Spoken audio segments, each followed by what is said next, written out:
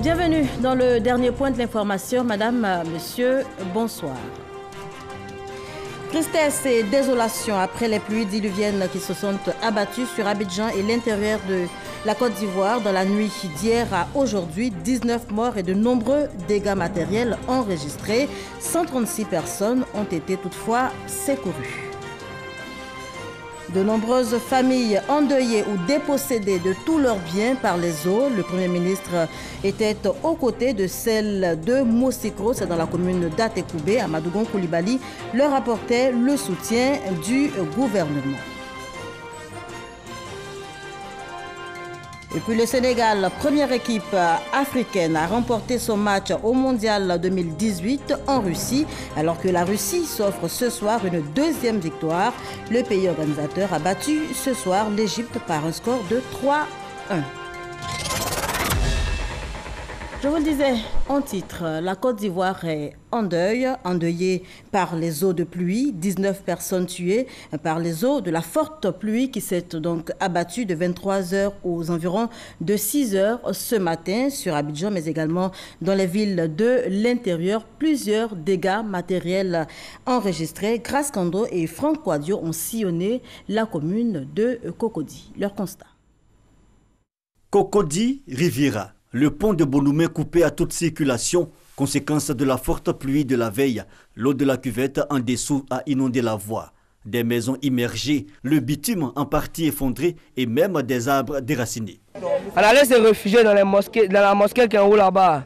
Depuis 2h du matin, on est ici bien. Ça a rentré dans toutes les maisons, ça a pris tout le goudron, ça a commencé à casser le goudron. Nous, on a eu peur.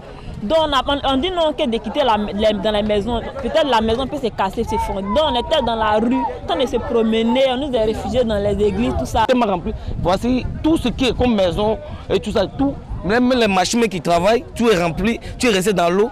On ne sait même pas comment il faut faire. Plus loin, un bâtiment en construction s'est effondré sur ses habitations. Pas de perte en vie humaine, mais de nombreux dégâts. Dans les environs de 3h du matin, ce côté-là, j'ai une voisine qui est là, elle vend la boisson.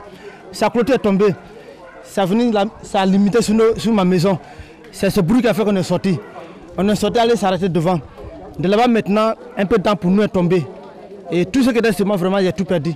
Dans le quartier de la Palmeraie, le passage à de l'eau a laissé des traces. Scène de désolation, le corps d'un jeune garçon découvert au petit matin par les riverains et son père. Un peu partout dans la commune de Cocody, les populations se sont mobilisées pour apporter de l'aide. De 9 kilos, l'eau nous prenait au niveau de la poitrine. Nous étions avec un seul bateau gonflable et l'eau avait déjà fermé des véhicules. Même des gros camions même étaient presque fermés. Donc on a pu sauver ce qu'on pouvait et on a vu des gens aussi emportés par l'eau malheureusement. Bon, les dégâts là sont visibles. Hein. Regardez un peu autour de nous. Les véhicules, les murs, les clôtures qui sont tombées. Oui, il y a une dame tout près là. On a trouvé son corps a été déjà emporté. Embouteillage, risque d'accident, les autorités exhortent à la prudence. Des morts, également des sans-abri au quartier Sikoji Espérance, sur la route de Bingerville. Une équipe de reportage conduite par Herman Guivet y était ce matin. Telle une mer en furie, que rien n'apaise, les eaux de ruissellement issues des pluies de la nuit précédente ont fait la preuve de leur capacité de destruction. Des voitures dans un coma profond, des murs écroulés. Les eaux de ruissellement ont poussé le bouchon de leur incontinence à la limite de l'indiscipline, s'en prenant même aux grands ouvrages, tournant en dérision leur conception, comme cette route, unique voie d'accès reliant les habitants du quartier Sikoji Espérance, route de Bingerville, au reste du monde. Si en apparence, la route existe, dans l'envers du décor, elle n'est que mirage. La pluie nous a montré que les ouvrages n'ont pas été de qualité. Voilà, ces trous béants qui ne permettent à aucune voiture de prendre le risque de passer. Même les hommes doivent être très prudents pour mettre les pieds sur ces planches parce que sous ce bitume-là, il n'y a plus de terre, c'est un vide. Le courant est coupé et venez voir, le tuyau de canalisation de la Soureci est aussi cassé. Donc nous n'avons ni eau ni électricité, nous sommes bloqués. Le président des résidents du quartier tient coûte que coûte à nous montrer le reste des dégâts causés par la pluie. Il nous conduit sur les sentiers de bâtiments à l'heure de l'agonie. Cette terrasse-là, la fondation est déjà fragile. Donc cette nuit, s'il pleut ou après-demain, la terrasse là va tomber et les murs que vous voyez là-bas qui sont déjà très fissurés vont s'écrouler. En cas d'urgence ou de maladie, aucune évacuation ne reste possible. À Kouédo, à Tességi, dans cet autre quartier de la ville d'Abidjan, quand il pleut, l'eau impose son dictat aux riverains. Elle a même emporté des vies. Je découvre, comme vous, que mon petit frère est mort là. Un mur s'est écroulé sur lui. Vraiment, je sais pas ce que dire, mais c'est malheureux. Tristesse et désolation. L'expression des visages en dit long sur le poids de la douleur ressentie. 14 victimes, dont 11 mises en sécurité et 3 décès.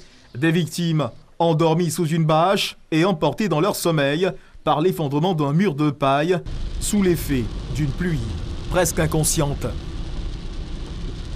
Et la Riviera 3 n'a pas échappé non plus au courroux de ces intempéries. L'eau y a aussi balayé tout sur son passage. C'est ce que nous rapportent Armel Nelly et Serge Coléa.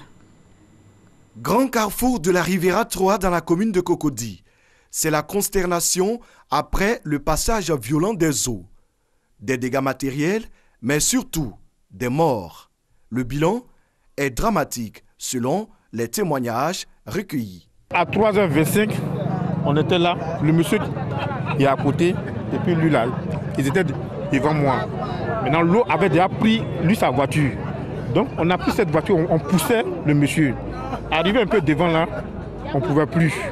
Et le monsieur est descendu avec sa femme. Il y a des sauveteurs qui sont venus avec les petits bateaux là, vers 5h. Ils ont sauvé, peut-être le monsieur était à côté, mais sa femme là il ne l'a pas vu. Je ne sais pas si l'eau a porté sa femme là, il ne sait pas. Entre 23h et 7h du matin, la pluie a tout balayé sur son chemin. L'eau a commencé à venir avec force après les 23h. Bon, nous étions déjà au feu, on ne pouvait pas dégager parce que l'eau venait avec une certaine vitesse. Alors on a cherché à se mettre à l'abri. Mais avec la force de l'eau, nos véhicules ont été emportés jusqu'à Orcadeco. Et puis des hommes qui marchaient qui sont partis. Plusieurs personnes étaient portées disparues. Cet homme a eu la vie sauve. La pluie venant, ça me tirait même. Donc, j'avais peur. Puis il n'avait pas la force. Il était faible. Donc, il a laissé le feu. Donc, comme il savait nager, il a pris la roue, il descendait peu un peu. L'eau m'a traîné en bas du cadre, en bas de l'arbre là. Donc, il a attrapé les branches. Puis il a grimpé l'arbre là, je suis couché là-bas jusqu'à matin. Au moment de notre passage dans la matinée, les témoignages font état d'au moins 5 morts. Les sapeurs-pompiers et les agents de la police nationale étaient quant à eux à l'œuvre pour limiter les dégâts. Même scène de désolation à Mosikro, dans la commune de Atekoubé, où se trouvait notre reporter Walter Amadou Ouattara, et nous fait ici le point de la situation. La commune d'Atekoubé n'a pas été épargnée par la pluie d'hier. À Mosikro, un éboulement survenu aux alentours de 4 h du matin a fait des morts. Mamadou, père de famille, a perdu sa femme et ses 2 enfants. L'eau passait devant juste la maison et je me suis dit que peut-être mon tuyau d'eau a été cassé. Peut-être j'ai vérifié pour voir. Donc moi je suis sorti au dehors. Ça c'est aux environs de 4 h. Le temps de revenir, juste arriver à la porte, c'est là la terre est effondrée pour venir.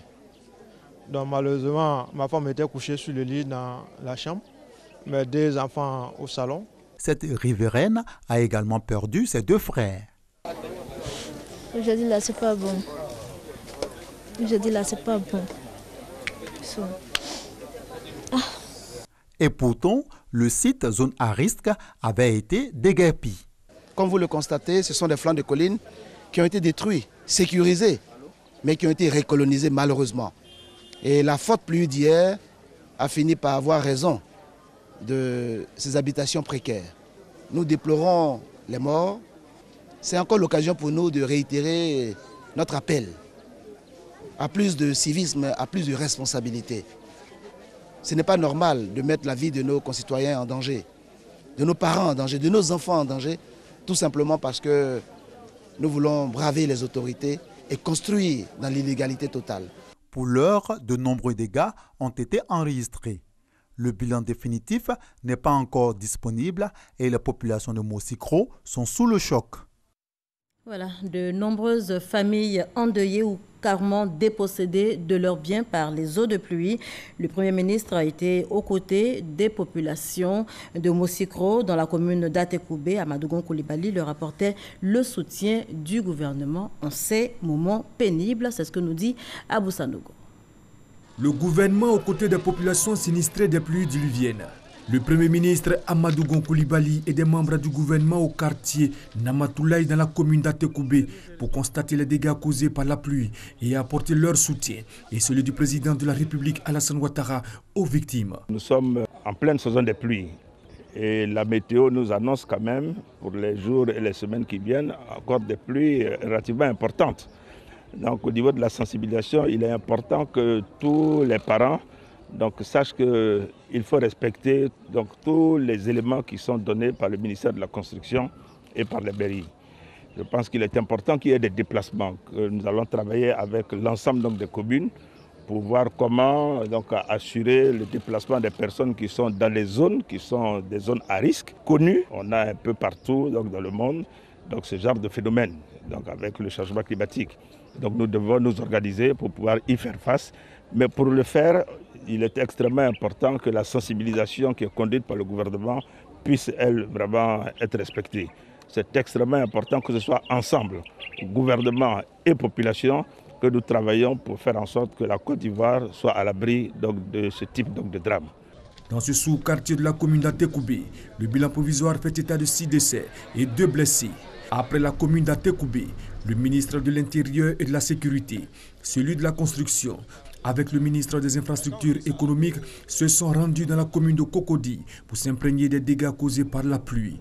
À Bonoumé notamment, où une partie du pont a cédé sous la pression de l'eau. Et face à cette situation de crise, le Premier ministre a présidé ce matin une réunion d'urgence au ministère de l'Intérieur et de la Sécurité. Amadougon Koulibaly a transmis la compassion du gouvernement ivoirien aux familles sinistrées avant d'annoncer les mesures prises pour donc faire face à la situation d'urgence.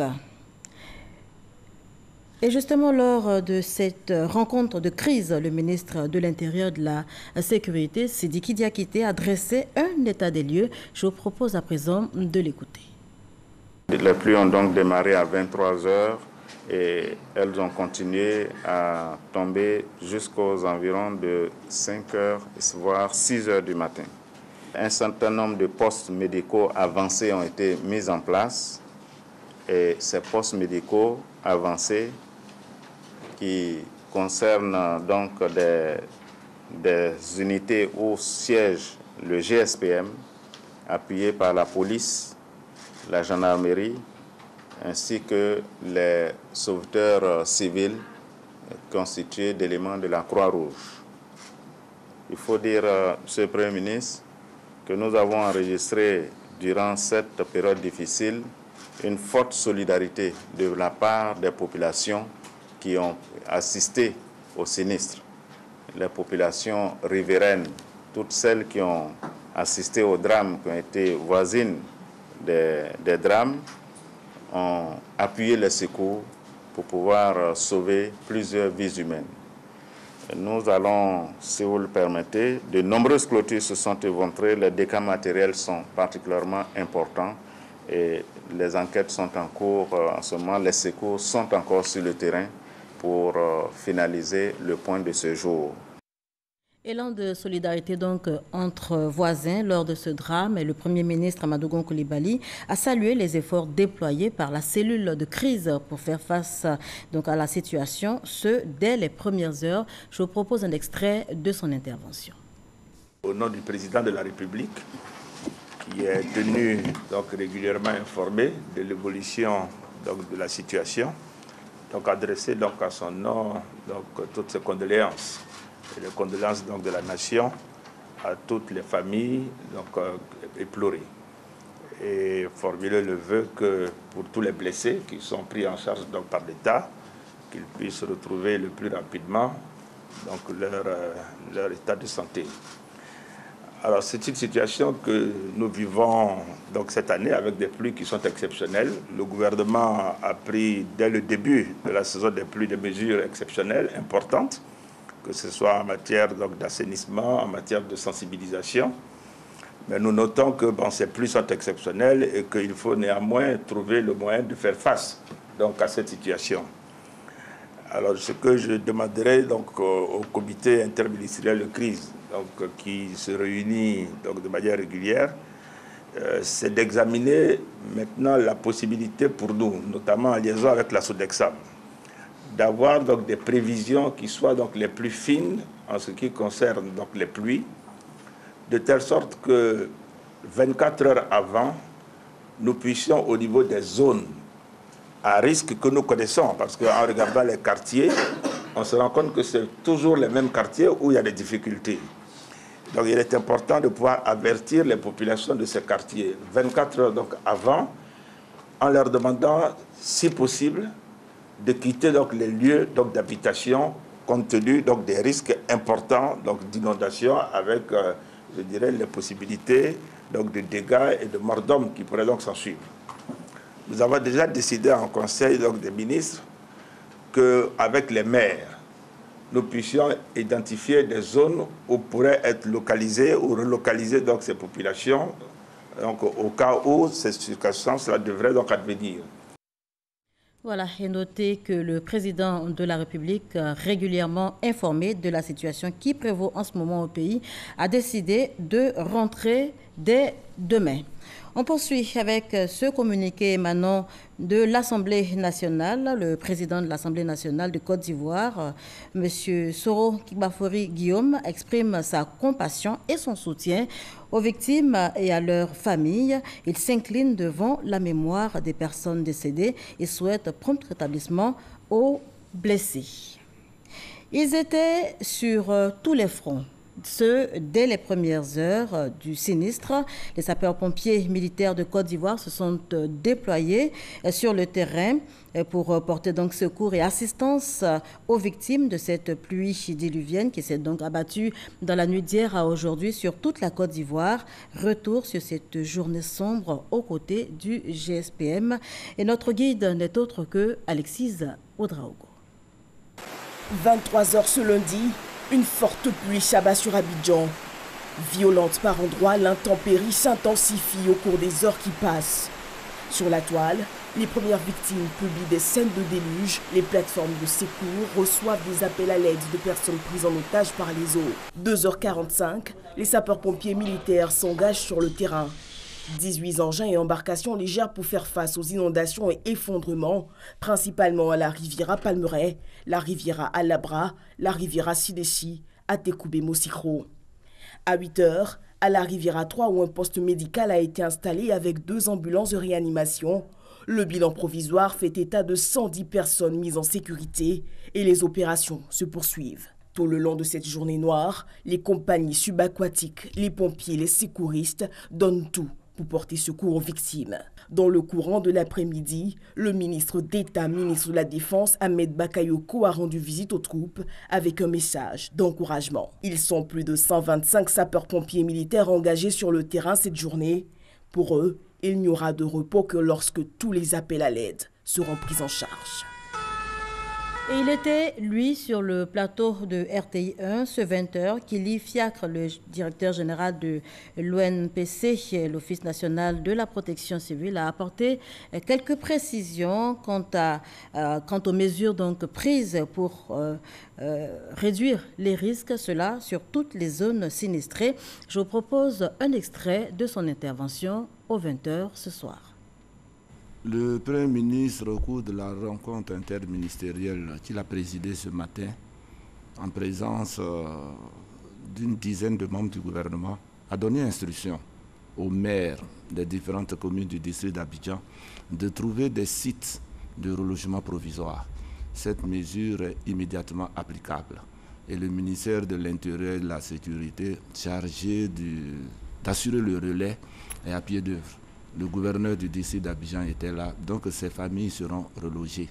Et dès demain, dans le district d'Abidjan, une commission interministérielle que nous présidons va procéder au recensement des familles habitant les zones à risque pour leur demander un déménagement temporaire, de telle sorte que après la saison des pluies, elles pourront regagner leur domicile.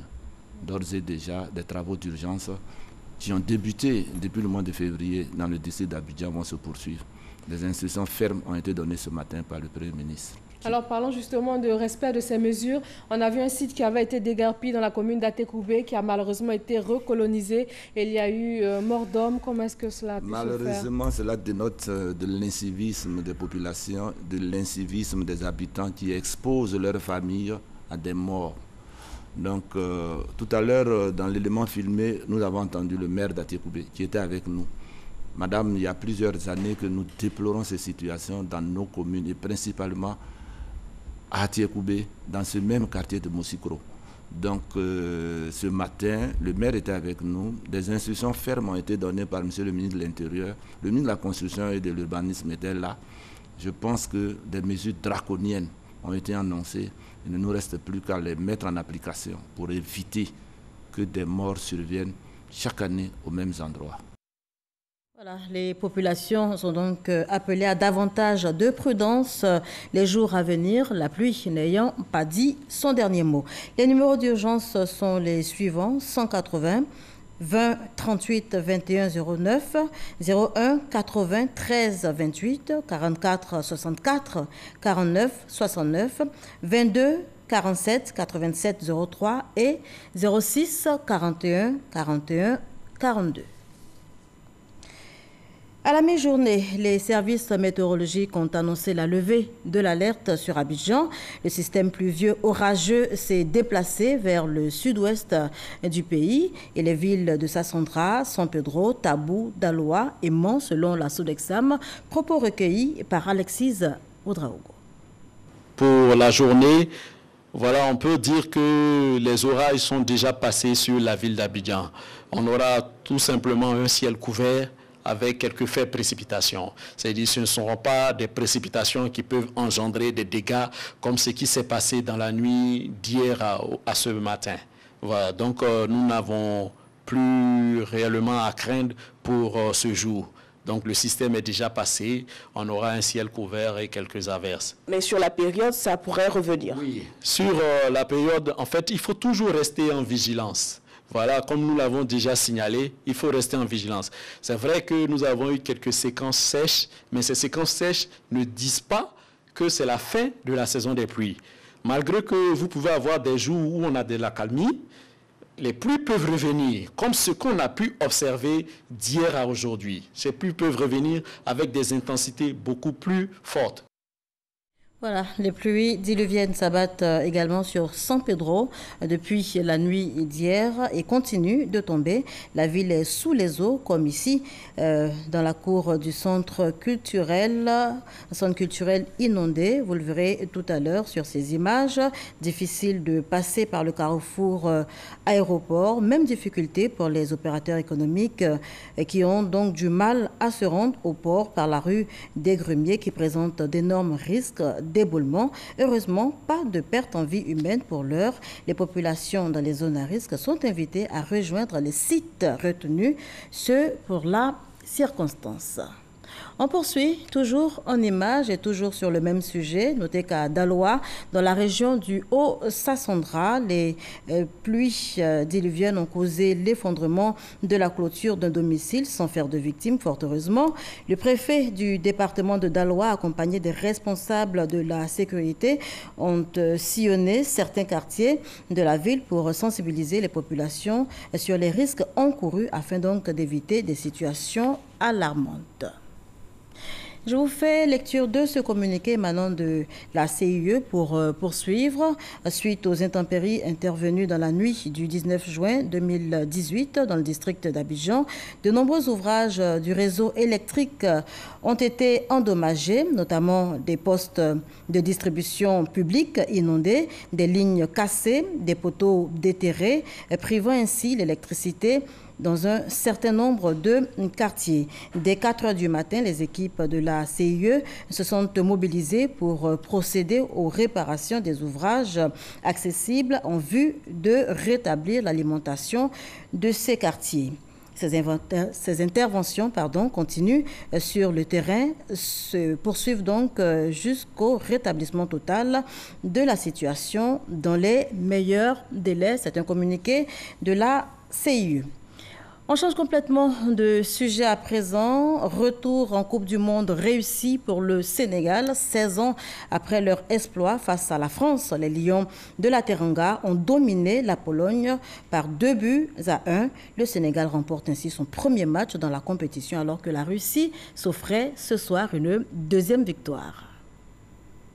Le Sénégal se procure beaucoup d'occasions de contre-attaque, mais se montre trop imprécis dans leurs passes pour se montrer dangereux en première période. Dans un match serré et plutôt pauvre techniquement, les Lions de la Teranga ont été récompensés sur un but contre son camp de Thiago Sionek à la 38e minute. 1-0 à la pause pour le Sénégal. Au retour des vestiaires, les Polonais poussent pour revenir au score, mais une nouvelle erreur défensive permet aux Sénégalais de doubler la mise grâce à Mbaye Nyang à la 60e minute. Le Sénégal s'impose au terme d'une partie qu'il a maîtrisée, malgré la réduction du score de Krikoviak, score final 2-1. Le Sénégal est le premier pays africain à remporter son match dans cette Coupe du Monde. Dans une première période très équilibrée et agréable, la Russie et l'Égypte ont eu de nombreuses opportunités. Salah, bien cadré par la défense russe, aurait pu ouvrir le score dans les derniers instants de ce premier acte. Les Russes relancent les hostilités à Saint-Pétersbourg et sont récompensés à la 47e minute par le but contre son camp de Ahmed Fatih, suivi des buts de Denis Tcherichev et Artem Ziouba. 3-0 pour la Russie. Les minutes défilent et à la 73e minute, Mohamed Salah transforme un pénalty concédé par la Russie. L'Égypte reprend espoir et les contres se multiplient sans pour autant inquiéter la défense russe. 3-1, le score au thème de cette rencontre. Et avant de nous dire au revoir, retour sur ces images, les images de cette journée noire qu'a connue la Côte d'Ivoire. 19 morts dans les eaux d'une forte pluie qui s'est abattue sur le pays dans la nuit d'hier à aujourd'hui. Regardez.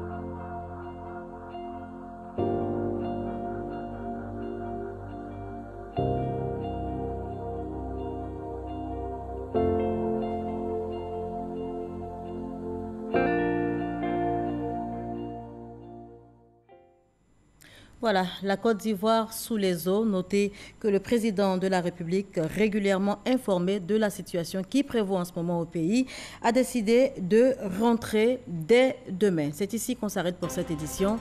Prudence, prudence et encore prudence.